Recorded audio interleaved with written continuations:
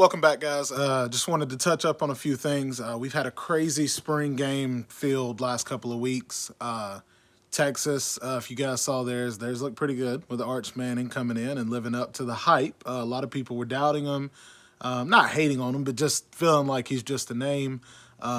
Two, you had Georgia, so if you saw my other video, you know how I feel about that. Three, Oregon. Oregon's coming in strong. Dan Lanning is their coach. He's built them into a quick powerhouse. And then Ohio State, who has dominated the transfer portal, dominated the recruiting, and they look to try to prove their star power. But can they get it done? They seem to have struggled in the last couple of years on using their star power to get over the hump. But it's a new year. We'll see how it goes. And that's tier one. Tier two, you got Alabama, new coach coming in. Nick Saban just retired. Shout out to him, being one of the greatest, not one of, the greatest coach of all time. I know some people will argue with that, and I know exactly who would argue with that.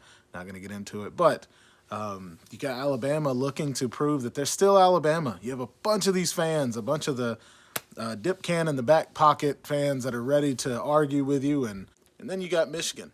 Michigan coming in. A lot of people think Michigan's going to fall off.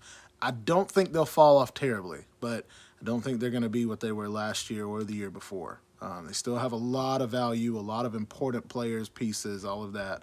So look for Michigan to step up and prove themselves this year with their brand new head coach, with Harbaugh being gone and them facing a bunch of violations from the NCAA.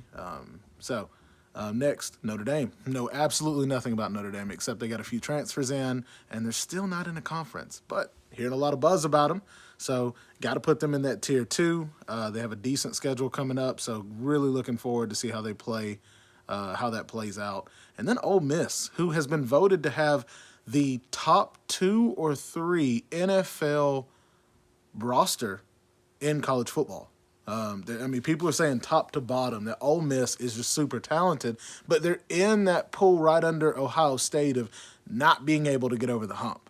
Michigan was in that pool until they won it this past year, but really looking forward to see what Ole Miss has.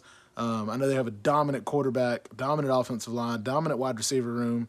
Their linebackers and defensive tackles are all I hear people talking about when it comes to their defense, talking about how they're going to destroy the SEC.